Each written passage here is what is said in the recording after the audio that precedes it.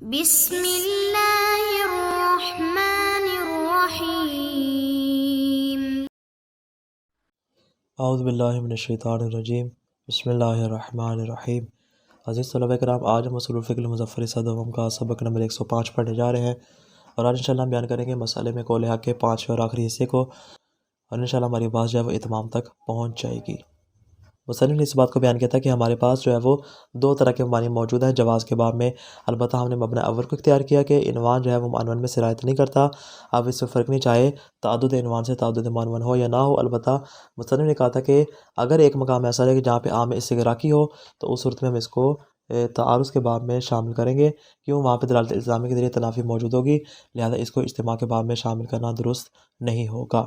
اب فرماتے ہیں دوسرا تبصرہ یہاں پہ یہ ہے کہ اگر مولا قدرت کی قید کو معتبر قرار دے دے، یعنی مولا صرف طبیعت کو طلب نہ کر رہا ہو بلکہ طبیعت مقدورہ کو طلب کر رہا ہے، یعنی مولا کیا کہ مجھے ایسا کام تم سے چاہیے کہ جس کے اوپر تم قادر بھی ہو، قدرت کی شرط کو وہاں پہ معتبر قرار دے دے، بس اس صورت میں جب فرد غیر مقدور ہوگا تو فرماتے ہیں مامور بہ کا عنوان اس کے اوپر صادق نہیں ہے، چونکہ مامور بہ جو ہے وہ بطور عمومی نہیں ہوگا، اس کی دلیل کے اندر اطلاق نہیں پایا جائے گا، چونکہ وہاں پہ قدرت کی شرط ہے تو یہ مامور بھی صرف اسی مقام پہ اوپر صادق ہے جہاں پہ قدرت موجود ہوگی۔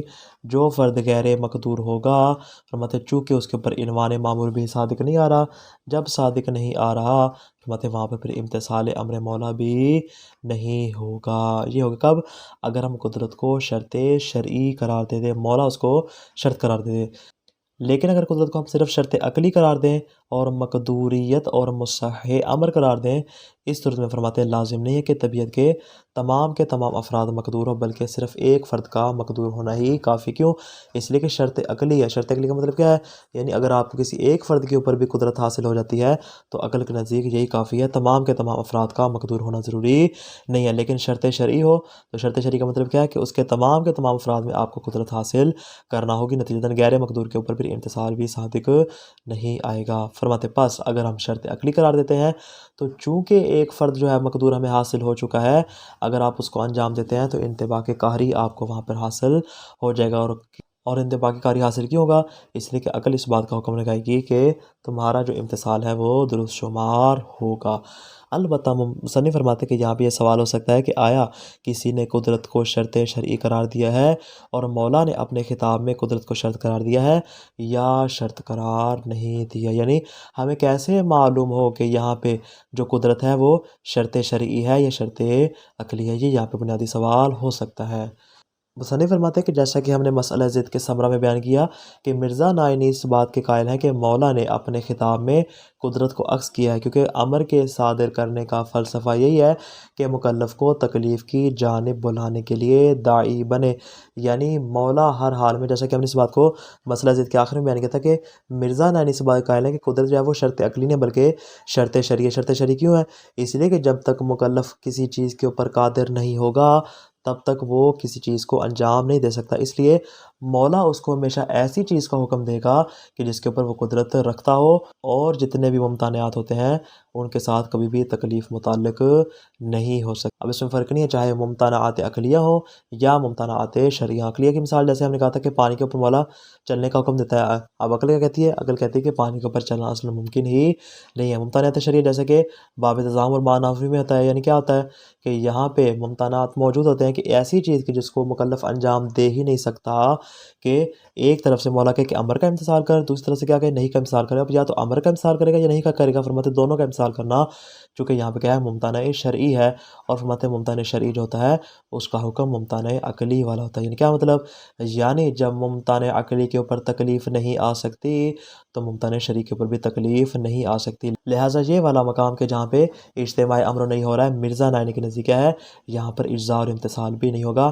اگر آپ ایک ہی وقت میں اب فعل واحد کی صورت میں اس کو انجام دیتے ہیں کہ اس کے اوپر امر و نہیں دونوں کا عنوان صادق آ جائے، مرزا نائینی کے نزدیک یہاں پر امتثال حاصل نہیں ہوگا۔ مصنف اس نظریے کو قبول نہیں فرماتے اور کہتے ہیں کہ اگر امر افراد و مصادیق سے متعلق ہو، اس طرح کے چونکہ یہ غیر مقدور ہے لہٰذا امر نہیں ہے، تو فرماتے پھر تو آپ کی بات صحیح ہے، لیکن مصنف فرماتے ہیں ہم اسے قبول نہیں کرتے. کیوں؟ اس لیے کہ افراد میں اگر ایک فرد پہ بھی آپ کو قدرت حاصل ہو جاتی ہے تو امر مولا کے آنے میں یہی بات کافی ہے. اس صورت میں آپ کو اجزا بھی حاصل ہو جائے گا. اس کے تمام افراد کا وہاں پہ مقدور ہونا ضروری نہیں. یعنی قدرت کو ہم شرط عقلی قرار دیتے ہیں. مرزا نائن کی طرح ہم اس کو شرط شرعی قرار نہیں دیتے. جب شرط عقلی قرار دیں گے مطلب اس صورت میں اجتماع امر نہیں میں کوئی مسئلہ بھی نہیں ہوگا. عبارت پہ غور کیجیے گا. کما انه لو كانت القدرة على الفعل ماخوذة في متعلق الامر على وجه يكون الواجب هو العنوان المقدور بما هو مقدور. فرماتے البتہ اگر مولا قدرت، یہ کہاں سے کیا کریں، اسی دوسرے مورد کو بیان کریں، دوسرے تبصرے کو بیان کریں. فرماتے ہیں کہ اگر قدرت کو فعل کے اوپر اس اعتبار سے بیان کیا گیا ہو اور مولا نے اپنے خطاب میں کہا ہو کہ تمہیں جس فعل کے اوپر قدرت حاصل ہوگی وہی تمہارے اوپر واجب ہے، یعنی یکون الواجب، جو فعل تمہارے اوپر واجب ہے وہ کیا ہے، هو العنوان المقدور بما هو مقدور، ایسا عنوان کے جس کے اوپر تمہیں قدرت حاصل ہے. فإن عنوان المأمور به حينئذ لا يسع ولا يعم الفرد غیر المقدور. فرماتے پس یہاں پہ مامور بھی کا جو عنوان ہے وہ وسعت نہیں رکھتا اور اس فرد غیر مقدور کو یہاں پہ شامل نہیں ہوگا. کیوں؟ جب قدرت کی شرط لگی تو فقط مامور بھی مقدور کو ہی شامل ہوگا، غیر مقدور کو شامل نہیں ہوگا. فلا ينطبق عنوان المامور بھی بما هو مامور بھی. یعنی یہ آسان الفاظ میں سمجھائیں تو کیا کہیں گے، یعنی نماز آپ وہاں پہ پڑھ سکیں جہاں پہ اجتماع کا مورد نہیں ہوگا، جہاں پہ فقط آپ امر کا امتثال کر سکتے ہو. اگر ایک مقام کے اوپر اسی امر کے ساتھ نہیں بھی جمع ہو جائے، فرماتے فلا ينطبق عنوان المامور بھی بما هو مامور بھی علی موضع الاجتماع. اجتماع کے مقام کے اوپر فرماتے ہیں مامور بھی کا عنوان صادق نہیں ہے. کیوں؟ اس لیے کہ یہ فرد غیر مقدور ہے.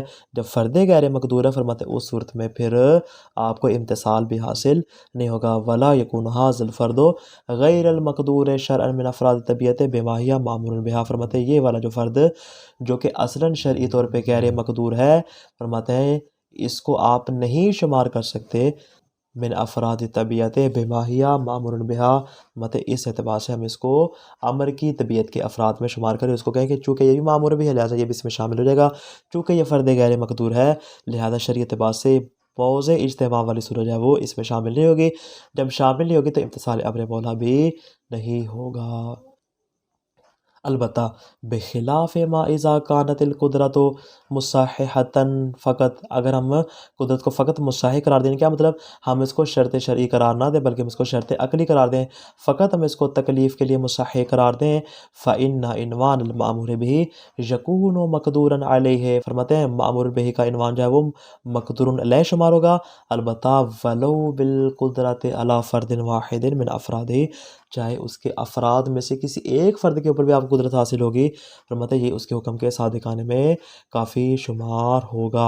وَلِهَذَا قُلْنَا، فرماتے ہیں اسی وجہ سے ہم کہتے ہیں کیا، إِنَّهُ لَوْ انْحَصَرَ تطبیق المأمور به فی خصوص موضع الاجتماع کما فی مورد عدم المندوحہ. فرماتے ہیں کہ اگر کسی مقام کے اوپر کیا ہے موضع اجتماع میں مأمور به کا منہی عنہ کے ساتھ منطبق ہونا منحصر ہو جائے، جیسا کہ عدم مندوحہ کے مقام پہ ہوتا ہے، یعنی جہاں پہ آپ کو اصلا اختیار موجود نہیں ہوتا بلکہ آپ مجبور ہوتے ہیں، مضطر ہوتے ہیں کہ وہاں پہ آپ مأمور به کو انجام دیں.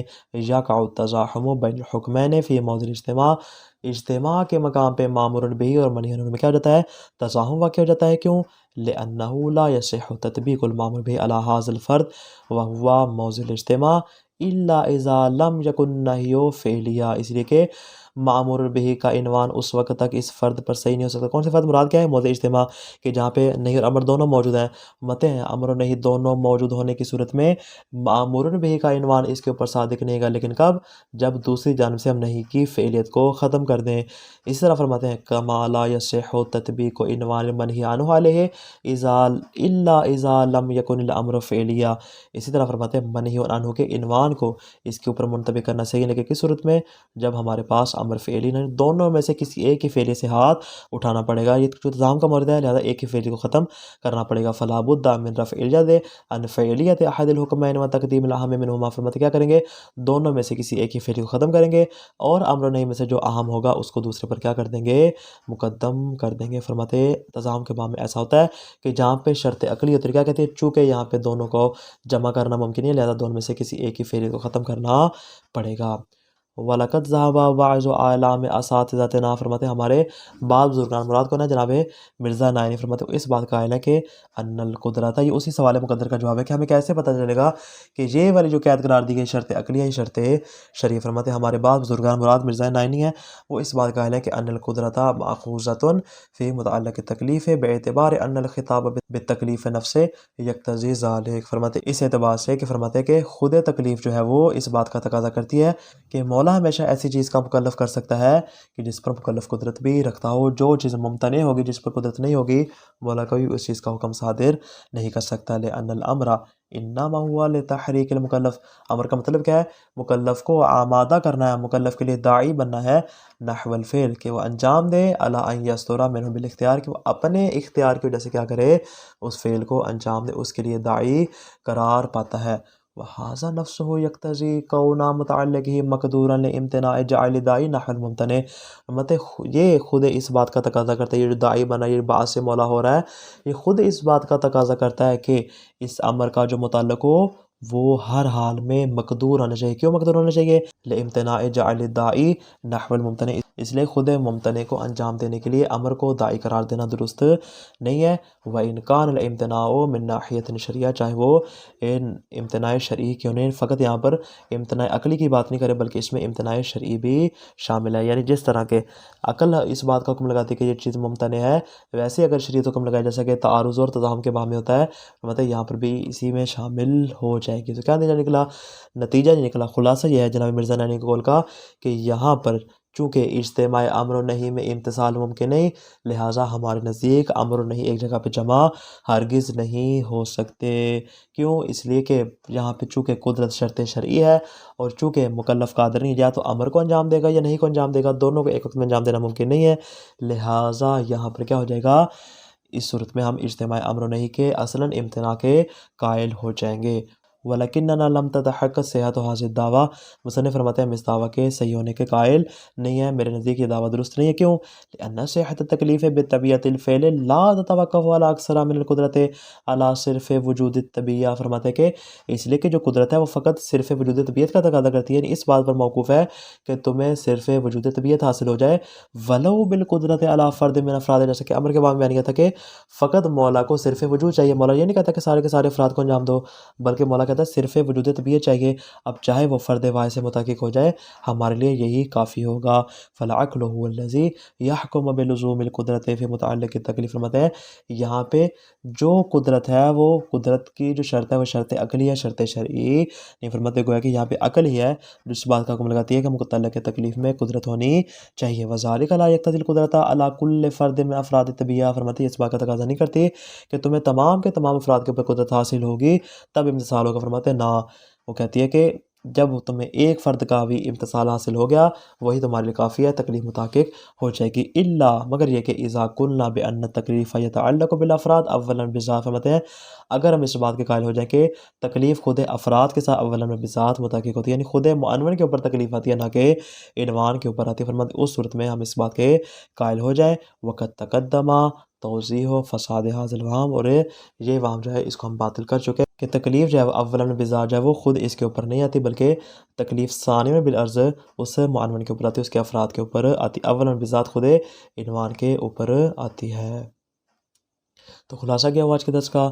دوسرا تبصرہ یہ ہے کہ اگر شارع قدرت کی قید لگا دے اس صورت میں موضع اجتماع کے جہاں پر فرد غیر مقدور ہو، اس صورت میں امتثال امر مولا نہیں ہوگا اور وہ امر مجزی شمار نہیں ہوگا، لیکن اگر قدرت کو شرط عقلی قرار دیں اس صورت میں کسی ایک فرد کا مقدور ہونا ہی کافی ہے۔ قدرت کی شرط کے مرزا نائینی قائل ہیں اور ان کے نزدیک شارع نے اسے عکس کیا، یعنی مرزا نائینی کے نزدیک جو ہے وہ قدرت جو ہے وہ شرط شرعیہ شرط عقلی نہیں ہے، اور اپنے دعویٰ پر دلیل کیا دیتے ہیں کہ ممتنعات کے بارے میں کبھی امر نہیں ہو سکتا، چاہے ممتنعات عقلی ہوں یا ممتنعات شرعیہ، دونوں میں ذرا برابر فرق نہیں ہے۔ اسی طرح جب ممتنعات کے بارے میں امر نہیں ہو سکتا پھر ممتنعات کا امتثال بھی مجزی شمار نہیں ہوگا، لیکن مصنف اس بات کو قبول نہیں کرتے اور ان کے نزدیک قدرت جو ہے وہ شرط شرعی نہیں ہے بلکہ شرط عقلی ہے، اور اگر عقل یہاں پہ ایک فرد کی مقدوریت کو بیان کر دے یہی بات ہمارے لیے کافی ہوگی، تمام افراد کی مقدوریت کا ہونا ضروری نہیں ہوگا۔ السلام علیکم ورحمۃ اللہ وبرکاتہ۔